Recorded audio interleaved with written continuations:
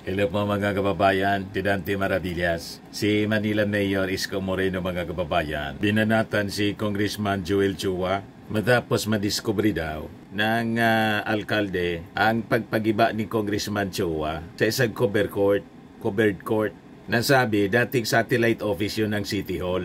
Ang sabi, may implement daw kasing proyekto doon si Congressman Chua. Umusok po si Yorme. Ayan na. Wala na talagang gobyerno, kanya-kanya na lang. Ang mga congressman yan. Minura po si Joel Chua. Ito po. Ito. Una, walang permiso sa amin. Sabihin nyo kay Congressman Chua. Saan ang permiso nito? Unang-una, property ng Manila yan. Nasaan yung property namin? Yung mga bakal. Kayo umalis doon. Kasi hindi sinasabi, tama ka lang ang zone. Kasi property yan, ang lungsod. Hindi ng Congressman Chua. Kaya sinasabi, kaya nagkakagulo gobyerno. Hindi makailang ng Congressman. Ayan, yung property namin yan. Ginagamit ng taong bayan yun. Bakit nangyari ito ng hindi nyo inaano sa akin?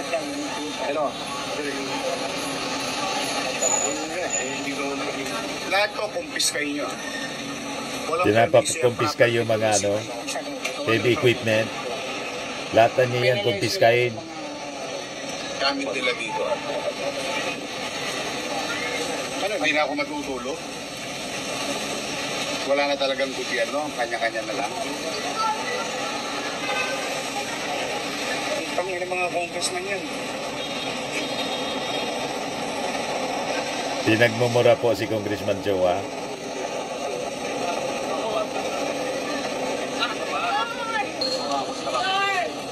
Ito po yung mga kababayan, confiscate po ito lahat kung nandito. Ayan, so binisita po ito ni ngayong araw. Ayan, yan po ay walang mga abiso. Walang abiso, walang permiso daw. Property yan ng syudad. Sama natin si Ernest po. Man Joel Chua to investigate himself. Mandali. O ngayon ay challenge Congressman Joel Chua to investigate himself. Sinabi ko na sa inyo may gobyerno sa lungsod ng Manila and it is called City Government of Manila, not City Congress of Manila. Sa totoo lang, ngayon pinaresto ko lahat yung mga tao doon at kinukumpiska namin yung mga gamit. And now we're doing what we need to do. Tingnan natin kung may masampo lang. Yan ang kung bakit ako nalulungkot. Hindi pa nadala itong mga congressman. Iniimbestigahan na sila ni Presidente. Nagka-leche-leche ang flood control sa buong Pilipinas sa pakikialam ng mga congressman. Sino may sabi? Secretary Puno. Diba? Inamin na nila Ang trabaho ng congressman gumawa ng batas, hindi magpagawa lang ng kung ano-ano. O ngayon ay challenge Congressman Joel Chua to investigate himself. Ngayon sumagot na rin po. Sumagot na rin po si Congressman Joel Chua doon sa pagmumura ni Yorme. Pakinggan po natin. Po ninyo, this is not about Isko Moreno or Joel Chua. This is about the City of Manila and the people of City of Manila. Dapat po kami, ang local government at ang national government ay nagtutulungan para nag-iisip po ng mga makabuluhang proyekto. Wala po siyang ginawa kung hindi gibayin yung mga ginagawa po namin. Mga programa naman, ang makikinabang naman, mga taong bayan. Kagaya po nung giniba niyang barangay hall. Ako po'y matagal na nananahimik. Pero alam po ninyo, umikot po kayo sa Maynila, 90% ng barangay hall nasa kalye. O ngayon, kung sinasabi po niya na ito po ay illegal, di dapat lahat po yan, gibain niya. Hindi yung pinipili lang niya yun sa akin at saka kay Congressman Valeriano. Pumunta po kayo sa Abad Santos. Meron po diyang police station na nasa kalye rin. Di dapat gibain din po niya yun kung talagang seryoso siya. Kaso nangyayari sa kanya, selective. Pati po yung mga konsyal ko, pati mga barangay chairman ko, ginigipit po niya. Masyado po siyang bullying mayor. Bully ng mayor, sir. Ito po yung sagutan ng dalawa. Sabi ni Mayor Isko, he is a lawyer and I challenge him directly. Sabihin niya ngayon kung ano ang tama at mali. Sagot naman po ni Congressman Chua, putak po siya ng putak na para pong aso, tahol ng tahol. Mali po yung tinatahulan niya. Ngayon po, ang Maynila, lubog sa ba, pati City Hall. Yan po ang ba sa Maynila ngayon, oh. Yan, oh. Grabe. Yan, oh. Kaninang 1 p.m. Sitwasyon sa Manila City Hall. Yan, oh. Bahang-baha. Halos umabot sa tuhod po. Ang tubig ba sa City Hall mismo ng Maynila. Yan, oh. Sumakay na po sa cart yung iba. Sabi dito ng mga nag-react, dati hindi binaba yan. Sabi ni Elsa, Yorme, kumusta na dyan?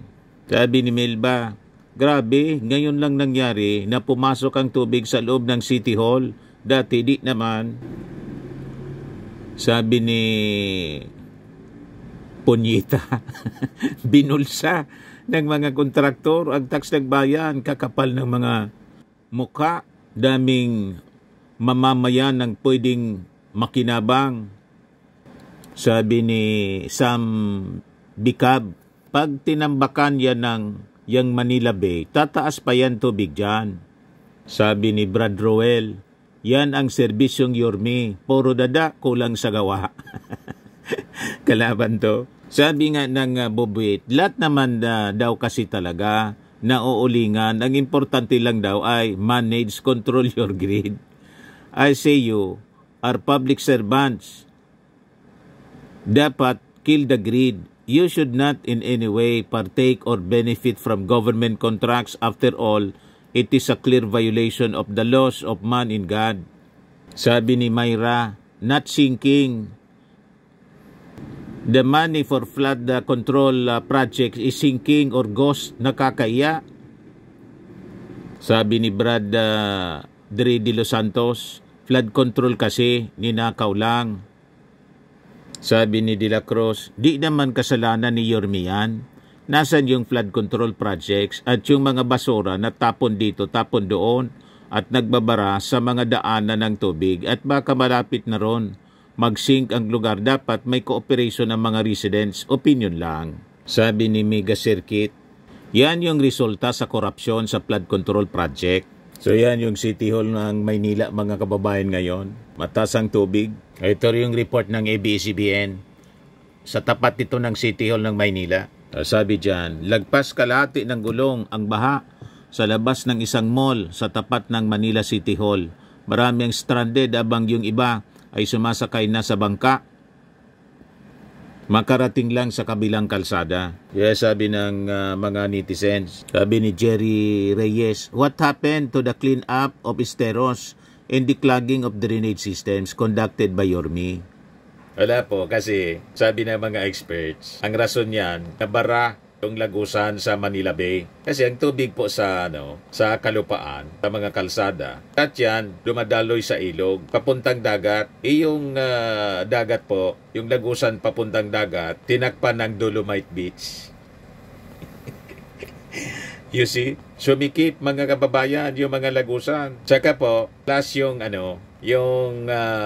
reclamation. Siyempre, dun sa reclaim area po, mataas yung dumping. Mas mataas kaysa sa mga dating kalupaan sa Manila. So, as a result of that, bubuelta yung tubig. Imbes lumabas pa dagat, yung tubig ulan, bumaha sa mga kalupaan, sa mga kalsada. Yan ang resulta po. Hindi na pag-aralan ng mabuti. Yan ang sinasabi ng mga eksperto sa urban planning. Yan ang sinasabi po ni Architect Palafox po at mga climate experts. Yan na po ang resulta. Magbangka na lang sila.